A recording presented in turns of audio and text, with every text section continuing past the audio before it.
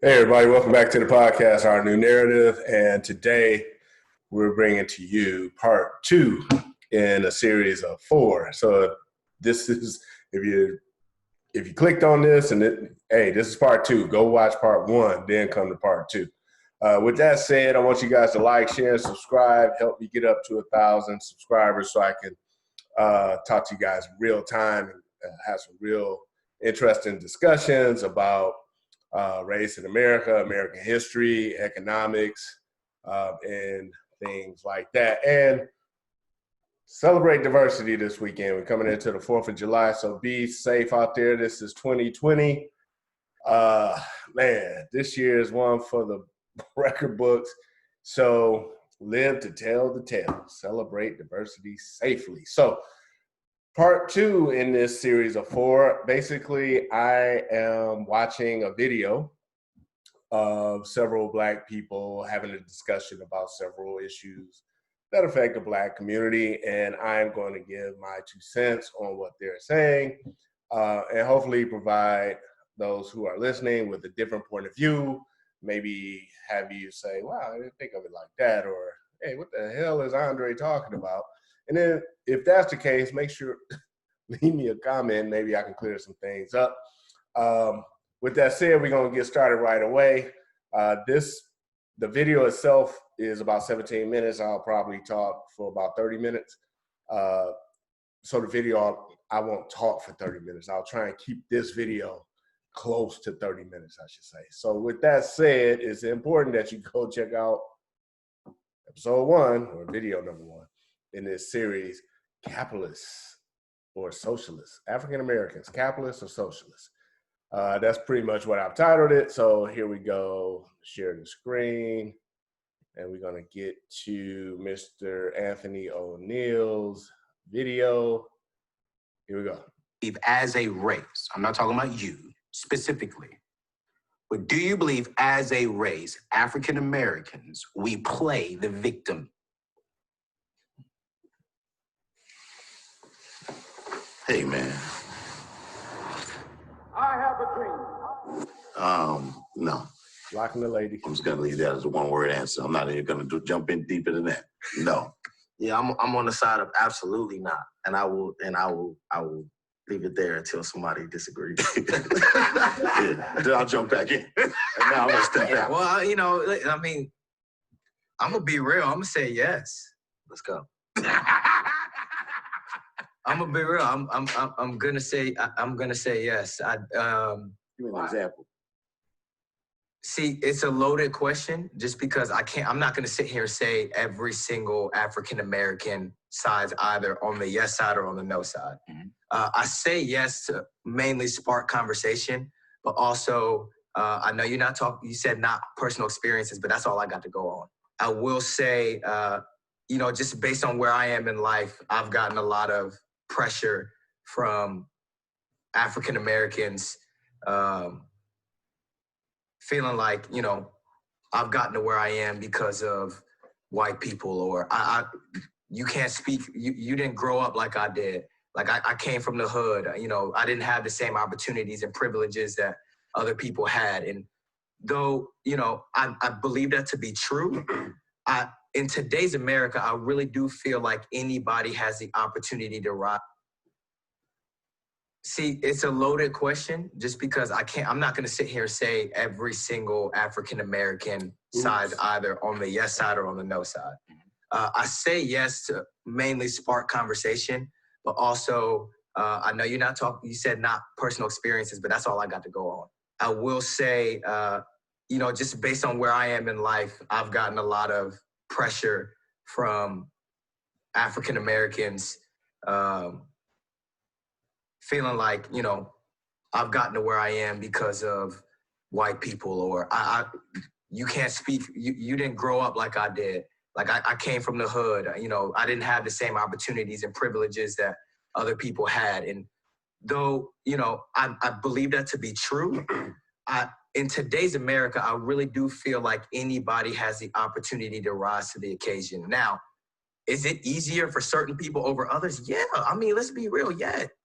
All right, so one of my pet peeves is when I'm talking to anyone and, you know, they find out about my background and they're like, oh, you grew up in the projects? Like, yeah, I used to eat government cheese and I used to hear, you know, violence outside my window. I mean, we used to have SWAT teams running across our building, and it was fun for us because then at night we can go watch the SWAT TV show and compare notes type of thing.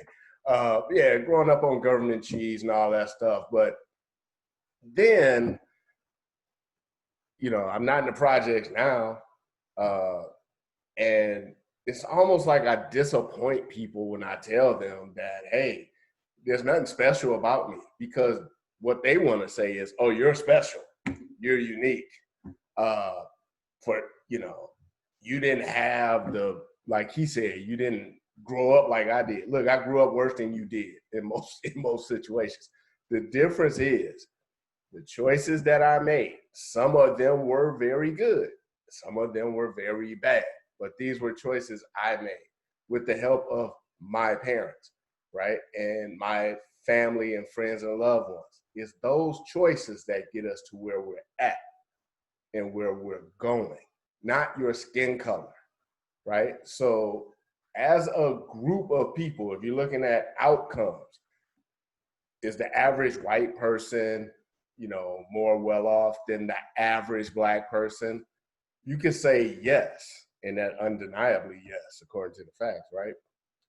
But as an individual, how do you rank against someone else similarly situated, right? That's all you can do. I heard something where someone says, don't compare yourself to someone else's today. Compare yourself with your yesterday. So are you better than what you are today? Then are you better today than what you were yesterday? You can't, if you live your life concerning yourself about how your group is doing, you as an individual you're not doing anything. You're just sitting around waiting for a savior to come rescue your group.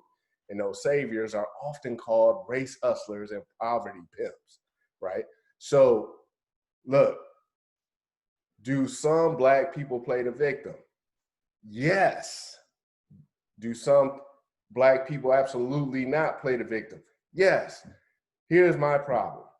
For those who play the victim, someone is benefiting off of your victimization. And oftentimes they're called poverty pimps, race hustlers, politicians. Those politicians typically lean left, where they want to be the savior for those who find themselves in a situation they don't want to be in. And those people, instead of looking internally, they look externally to find who is responsible for me being in this position. Now, again, I'm not here to berate people or look down on people. I'm just trying to give a point of view or perspective on things. Now, the good thing about what I just said is if you're one of those people who feel like America has victimized you as a Black person all your life and you're waiting on someone to come rescue you, you don't have to wait. You could do like Frederick Douglass did. What he did was he prayed for 20 years for God to come deliver him from slavery. Then one day he got up and ran to slavery. Right? There you have it. So it's as simple and as complicated as that. Internally, you have everything you need to eventually get to where you want to go, right? If we're always, as an individual, if you're always looking for an external excuse for why you're where you're at, you'll stay where you're at. As a group, if you're always looking for an external reason for the reason why the group is where it is, it'll stay where it is. It's like, that's 100% true. But, you know, I just keep hearing like systemic oppression, this, that, and the third. Like, yeah, we get it. I know. Like, we all know. Like, we all know. But the opportunities are still there. Where you have to work a little bit harder to get to where you want to be? Absolutely. So, another saying of mine, America is the land of opportunity for opportunists. Keep that in mind now. You take advantage of your advantages. You're in America, you're not in Cuba, you're not in communist China, you're not, right? So this is supposed to be a capitalist free market society.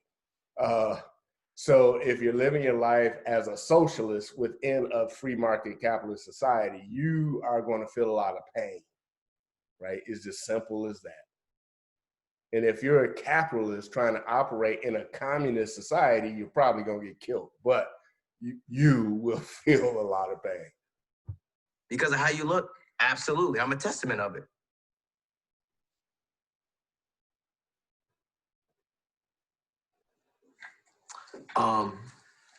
Anybody gonna say nothing? Go ahead. I want to hear this. I think it's impossible to accuse us of playing the victim. You're talking about a 400+ year head start for a particular set of people. You're talking about systematic oppression. That's what I meant by a post-traumatic state. Is we're at this stage in 2020. We're trained to say, yeah, it's unequal, and that's just not okay to me. I don't think we should ever get to the place where we just accept inequality. Correct. I'm not encouraging stagnation, so I agree with you. I'm not encouraging throwing in the towel like, yo, it's not fair. That's not what I'm saying at all. But while striving to be your best self, you should never accept inequality. And I think that's what we're being trained to kind of just be like, yo, this is just the way it is, and to no longer call it out. And I'm not even saying we got to go picket, protest. I'm not saying none of that. But at least in conversations like this, if we're not going to set a standard, no standard is going to be set. Nobody else is going to stand it. Nobody else is going to set it. You're talking about, statistically, like factually speaking, at the onset of the 20th century, you're talking about land owners only giving land to specific races. That's generational wealth. Yeah. You're talking about bank loans only being given to specific races. How can that's generational wealth. Right. So we can't. It's not even like this is ancient history. That's what blows my mind. This is recent history. But he didn't say that.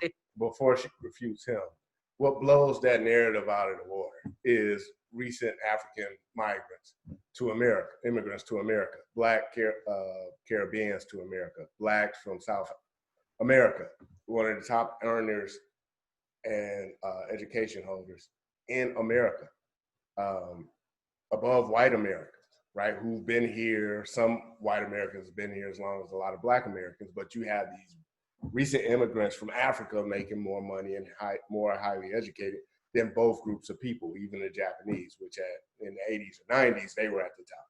So, you may be born a certain way. I was born a Black person, but you don't have to live your life a certain way. Your life is made up of choices.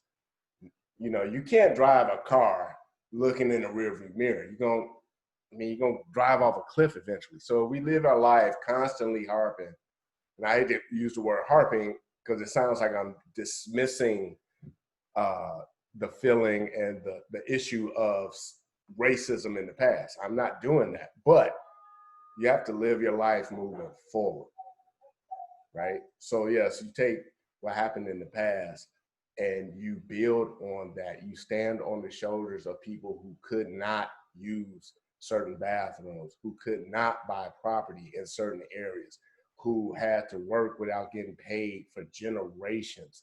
And those are the people who got us to where we are today. And it is a shame.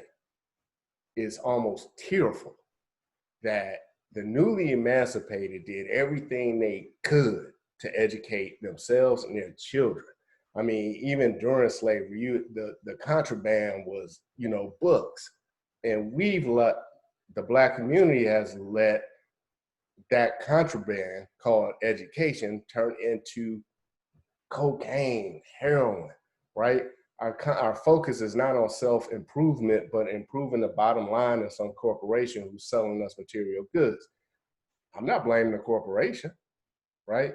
Our values have shifted, and I believe a lot of that, the blame falls on the old narrative of Black victimization, right? So if you get someone to start thinking as an individual instead of part of a collective, it's easier for that individual to make the proper choices that will lead to success in this country. Didn't happen. Mm-hmm.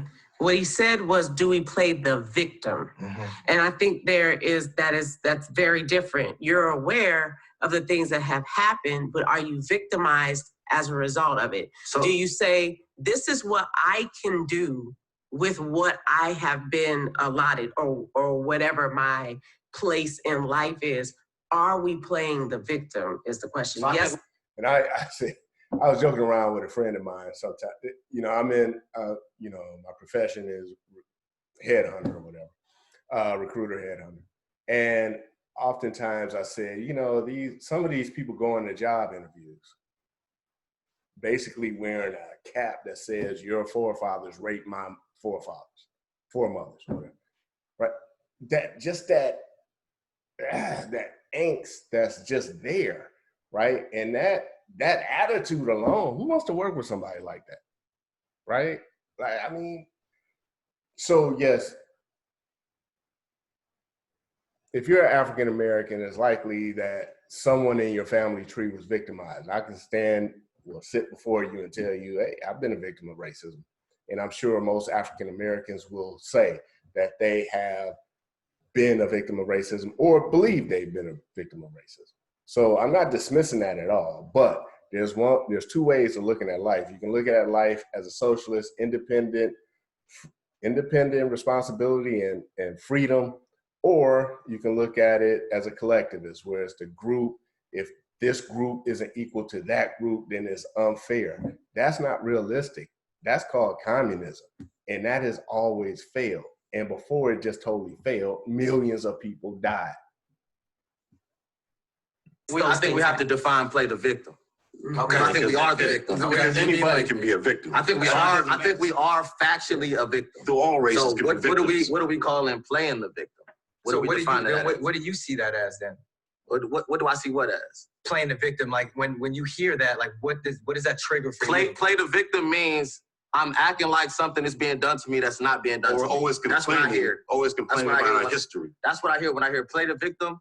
Like you're taking the position that something being done to you and nothing's being done to you. That's somebody playing a victim to me. This is what I And hear. that's not the case to me. This You know is what I I mean? hear. Yeah. Get over slavery. Stop talking about it. We're all equal now. You should be ahead. You should be further than where you're at. Stop talking about the old days. I'm gonna stop right there. Now let's talk about history, man, because no one knows the real truth about history, or at least no one has it in its proper context. And the reason for that is the people who fought to keep slavery, lost a war to keep slavery, ended up running a country after Lincoln was assassinated, and wrote history. So for the first time in world history, the loser of a war wrote history. So that should tell everybody out there something, that the things this narrative, where is it? I don't know where is it. But this narrative is not, at a minimum, is disingenuous. African Americans have one of the best histories of all people who ever walked the planet. I mean, you go from total dependence, where, you know, someone else took care of you, you work for them, you got no money, and then the day you're free, pretty much, you go from being illiterate as a group to 50% being literate within a generation. No other group of people have done that on planet Earth, right? So that's something to be proud of, and that's not talking about victimization. That's talking about a great game. You know, that's empowering, that's motivating, right? So if you want to talk about slavery, let's talk about it in its real context. We weren't the only people in the world that were ever slaves. You had white slaves called white Christians. It was a thing called white Christian slavery, right? A big thing. The narrative don't teach you about that, right?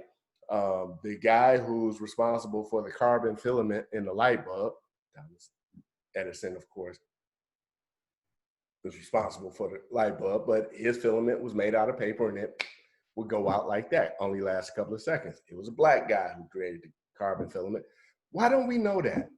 Doesn't fit the narrative of victimization. So with that said, I wish we would talk about slavery. I wish we would talk about our history, but I wish we would talk about it in its proper context so that we can be proud of our gains instead of complaining about what happened to those in the past, right? Yes, the complaints are valid, but it's more to being African American than just being the victim. That's what it triggers in my head. Mm-hmm. So to say like we can't, I don't think you can outrule or like just say, hey, some black people aren't playing the victim, because everyone uses excuses. Correct. And people can be using playing the victim by whatever excuse they may bring. But like you said, like we weren't given an opportunity basically to build that generational wealth. And without that opportunity, we don't own anything. So we are having to kind of look for employment like at wherever you work. And even you said there's one person at D1 that's black. And we're 15% of the nation. That's not an accurate representation of America. So therefore, we may not be playing the victim, but we're getting hurt in corporate America or whatever part of life. Yeah, that's kind of just statistics. I'm going to agree with him. I also don't like the Again, I mentioned this in part one. Look, we're 15% of America, and most African Americans live in a certain, urban area, right? And a lot of us, depending on the degrees that you obtain, like a lot of us go into education or into the soft sciences, like, instead of the hard sciences. So if you're an African American with a computer science degree from Berkeley, guess what? You're probably not going to see as many African Americans as you would if you got a degree in education from Berkeley, right? So I disagree with him on that, just that fact, okay? If you want to call it a fact, whatever.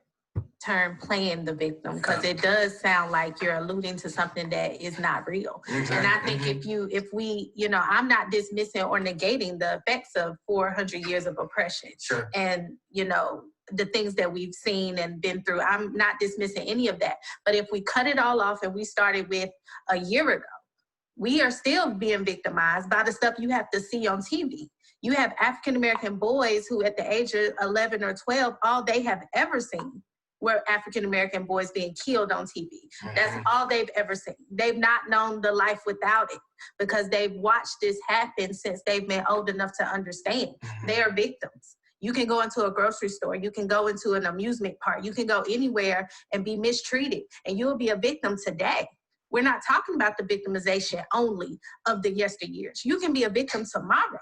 And I think if we're all honest, we have been in places where you have been the victim. That's right. You were either wrongly accused or wrongly criticized, or maybe let's not even make it a negative thing. Looked over for a job unjustly. It's happening. So there's a rationale to the relevancy of still being victimized. Yeah. Yeah, and like I was, to her point, it's not even like this is ancient history. We're talking about 1960s, 1970s, like the Civil Rights Act was just passed halfway through the 20th century. Like, it's not even hundreds of years ago. Like, there are people alive still, like, you know what I mean, who went through segregation that are. So the fact that my grandfather went through segregation, is that the reason why my classmate didn't graduate from high school? Come on, man. Look, it happened.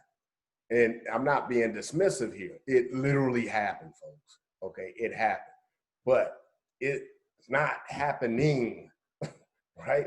Yes, I can go into the store tomorrow and someone, looks at me and thinks I'm gonna steal something or something, probably not with this gray hair. But when I was younger, did that happen? Yes. When I walked through the parking lot, the doors click, click, click? Yes. When I got on some elevators, did people step off? Yes. Right? Did I get pulled over by the police because they thought I was a criminal? Yes. Let me ask you though, like she said, these kids grow up, all they do is watch TV or in the media, and you see black kids killing one another, committing crimes. We don't think white America or people outside of the black community watch the same shows. If they don't have a close African-American friend, remember, we only make up 12, 15% of the population. So if Sally in Idaho doesn't have a really close African-American friend from Compton, all she sees is what is portrayed on TV and in the news, how is she supposed to react? Right? I mean, come on, how is she supposed to react? It would be nice if she gave us a benefit of a doubt, right? But there is some responsibility that lies within. So because I know that if I commit crimes, people who look at me will associate me with other Black people. And you get enough Black people committing crimes, then Black becomes synonymous with criminal behavior, especially in populations where it's all Black people. Now you can go on and say, well, you know, it's a high crime rate because of racism, blah, blah, blah, blah, blah. Again, individual choices, right? I don't know anybody, and I know plenty of people who sold drugs. And that lie that I'm just selling drugs so I can feed my daughter, you lying. You selling drugs so you can buy some jeans, some shoes, and all that stuff. You don't have to sell drugs to feed your daughter in America. You can work anywhere and feed your daughter. And in fact, the government will help pay to feed your daughter. So I'm ratting here, so I'm gonna let them continue. Still alive. Like, it's not even, Of course. you know what I mean? It's not even ancient history. So I can never agree that the responsibility is on us to fix the mistakes of others. I could never agree with that. I just can't. And it doesn't take away, you know, something that I said on the back end of my last answer. At some point, as a family, as a community, you can gather the people you love and say, let's get us out of this. Correct. And then you could say, well, we're no longer playing the victim. We took pride and took our own responsibility. And then you can build all that up, and tomorrow you can go somewhere and still be disrespected. To that point, in my initial answer to you, I said I'm not making an excuse for stagnation. Like, it's not no excuse to be stagnant. It's not no excuse to not grind and hustle and get out here and get it. But even if his question is about us as a race and as a culture, and if I get my family together and pull my family up, that's my family. Exactly. You feel me? That's not balancing the scales. That's right. You know what I'm saying? It's very interesting. Your point is very, very interesting because I could be an extremely successful Black man in today's America and still go somewhere tomorrow and be looked down upon because of what I look like. Yeah. So I was going to ask you, because I remember like Booker T. Washington, like the 1890s, to kind of offset the Jim Crow laws. He was Not saying I'm that old, right? I'm trying to give me some You remember him, right? Yeah. I didn't go to make sure you know I didn't go to school. All right, brother. I'm the historian. He said basically... My gray showing that much, for real? No, I was going to ask you, so you said basically to offset the Jim Crow laws that were put in place, we had to educate and be entrepreneurs. And you two have both done that. Yeah. So I'd like to hear your experience, because this is, 130 years later from him saying, hey, we need to mobilize on our own, get education, and be entrepreneurs. And that will create our own system of wealth. But I mean, like you said, you're only one person. It's hard to pull up a whole group. Of course. So I'd kind of like to hear y'all's experience as being entrepreneurs. You can talk me on. Before they get started, hey, Booker T. Washington, if you don't know about him, read about him. Great capitalist, man, and he depended on other great capitalists such as Carnegie, Rockefeller, however you feel about these guys, captains of industries back in the day. They helped him build Tuskegee University, along with the newly emancipated who helped with the scraps that they had, donating food and just pennies to get this institution together so that the newly emancipated and their descendants could obtain skills other people would pay for. He didn't believe in waiting for someone to bestow upon them some type of generosity to elevate them to being seen as equal. He was about, forget what they think about us. We're here, let's make the best of the opportunity. Let's have them come to us by being needed. We have skills that people need. And that's the great equalizer, right? So if you just can't get over like what happened in the past to people other than yourself. I mean, this didn't happen to you. You show me a cotton field, I wouldn't even know what I'm looking at, right?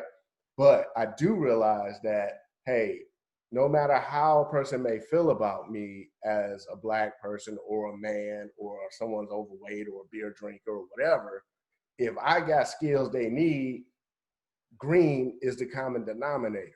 And I think if we can focus more on that, like capitalists, the community in general will do a lot better. Like one of them said, well, I can pull up my family, but the whole group is still kind of experiencing this, you know, racism or whatever, you know, this negative experience in America. But you do one family, do another family, do another family, then you got a group of families, then you got a neighborhood, then you got a community, right? And if you got a community full of capitalist-minded people, then those images that you see on TV will start to be like, why are you showing, you know, you had to really dig to find a Black criminal because most of Black folks are on the grind, they working and they're prosperous people, well-educated people, right? So I think if we can steer toward capitalist thought, it's just better for the African-American community specifically and America in general. I was gonna let you go first. Simone owns her own shop too, so I'll let it hear you. Okay. I'm taking it in. I'm sorry. I'm just listening right now. Well, like I said, I was kind of raised in an entrepreneurial family, right? I was always taught, don't work. I'll just be honest, my father, don't work for the white man. That was it, right? You get education, anything you could take, put it towards your own business, put your own 2 feet on the ground, save your money, you know, get a hustle. You know, he's showing me all these things to do. So it was always in my mind that I had to work for myself. The only way I'm going to come up is to work for myself. So I was never trained to, you know, you're going to get a great education, then you're going to go get a great job, and then you're going to be successful, then you're going to raise a family. That was out, go get your own brand, raise your family, give your brand to your family, let them continue that generational wealth. So that's the way I was taught. And that's the way I got to keep it moving. Okay, so give me, rephrase the question that you had specifically. Basically, what I was saying is Booker T. Washington said that to offset any type of segregation or discrimination or from playing the victim, we need to educate and be entrepreneurs. Has that experience kind of helped you push through, and have you been able to bring others up because of your entrepreneurship? Okay, so thank you for that question. I definitely believe that entrepreneurship is freedom. Yeah. It's ultimate freedom. I was writing down a thought just yesterday as I was flying through Chicago, that one sign of enslavement is a name change. That when people say that you're something that you're not. So if I was to like go and address the same idea with biblical characters, we could look at Shadrach, Meshach, and Abednego. That was not their name. Yes. It was their name that they were given in enslavement. And I can just imagine how they were in a room together and, you know, one of them yelled, "Hey, Shadrach, dude, that is not my name. I'm Toby." You know what I'm saying? And it's feel like we have a responsibility to know who we are. Yeah. We have a responsibility to do our due diligence to make our name great. That somebody can walk around and call you a liar. Is that who you are? Yeah. That's not who you are. Somebody can walk around and call you a thief. Is that who you are? That's the name that the enslavement has given you, right? And so I think that the only way that we can exercise true freedom is in ownership of our stuff, of ourselves, of our actions, of the things that we create, that we can be makers. I think that this is the time for all hustlers to unite, you know, that we all can make whatever we want to be a part of. We no longer have to sit back and say, oh, it's because of what you did to me. Listen, I was molested as a child. So if we want to go back and talk about victimization of the things that people have done to us, we can do that.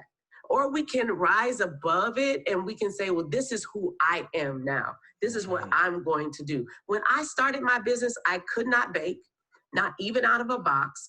I didn't have any money. I didn't have any credit. I didn't have any experience in the business. Nobody was going to give me a loan for anything. I was losing the house that the very bakery exists in right now, 11 years later. Because when you put your mind, this is what I was saying earlier, we can be focused on what happened for us instead of what has happened to us. I believe that it is that blood running through my veins that had things taken from her. You know, it is that blood running through my veins that said, no, you can't come in here. It's that blood that is running through my veins that made my great-grandfather one of the first to be able to sing where he sang. And those are the things that I'm using today to get me from where I am to where it is that I want to be. And it's those things that I'm giving to my children and saying, this is what you have. We're not talking about what we're not. We're talking about what we are. And I think that's the difference. Woo! All right, couldn't have said it better myself. Maybe I could, maybe I couldn't, but totally agree with what she's saying. And I'm gonna ask you, like, if you had to be a neighbor, if you had to pick someone in this group to be your neighbor, who would you pick? Right? So just think of just in America, right? How America operates, how free market system operates. Who do you see being happier and who do you see being more successful? Now, with your answer, you can, do it in what you will, but you got to wonder, like, what she's saying, the lady with the afro, just makes so much sense. It's hard to refute it. It's like, how come everybody don't think like that, right? Well, because we're all human and we come from different backgrounds and we have different experiences, right? And we make different decisions. That's all fine and good. The problem is there are people and organizations that influence the thinking of people to constantly have them believe that they're being victimized. They are victims and they need a savior. That is, to me, the problem. Everybody on that panel is very intelligent. Everybody on that panel is a nice person, I'm assuming. Everyone on that panel is probably really cool, highly educated, right? But you can see how the way certain people think and approach life is going to be a lot different. And the great thing about this, and I'll say it again, all of them, including myself, were born Black, right? But we had no choice in that matter, but we can choose how we live. So if you're seeing life from a collectivist lens and the group I belong to has been victimized and constantly being victimized, and therefore, I can't do this, or I should be further along in life. If it wasn't for them, I would be better, or we would be better. If you're approaching life that way, I mean, it's just not a happy existence. It's not a successful existence, because no matter what, if you approach life that way, if you're a millionaire, if you're a successful business owner, all of that, you're going to look over to the left or to the right and see your white counterpart and say, well, if I was white, I'd be even more successful.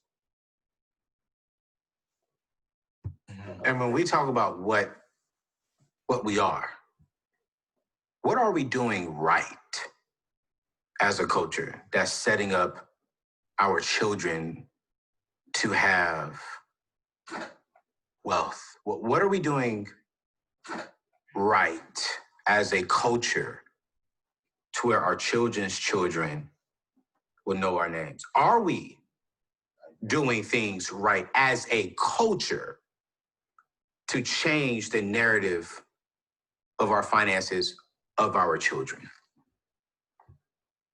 I'm going to answer that and say no, right? Because as a culture, somewhere since the 60s, maybe it started in the 50s, the African-American culture has become synonymous with socialism. Here's evidence of that, anecdotal. So if you're African American and you're watching this, and just next time you're around some African American friends, just mention the Black Panthers and find some type of political policy that they wanted to enact. And say, you know what, I got an issue with this policy the Black Panthers wanted to enact. Man, it's like, you know, slapping Stevie Wonder, man. Like, look, the Black Panthers were socialists and leaning toward Marxism and communism, right? So if you're a Black person and you believe in free markets, individual responsibility, individual freedoms, you should clash with a lot of the political, the socialist / Marxist, communist political policies that they were trying to enforce. Now, as a Black person, you're like, yeah, I'm down with them because I don't want racism in my life. But on a political level, if you are aligned with, you know, individual responsibility, individual liberty, the Booker T. Washington way of thinking, and Frederick Douglass way of thinking, you should clash with them. But you can't, right?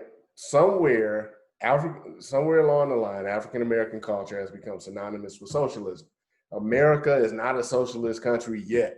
So as long as America is not a socialist country, still has capitalism as value and a free market economy that's being handicapped by a lot of government regulations, blah, blah, blah. As long as you live in America and you're thinking like a socialist, you're not going to be happy in America.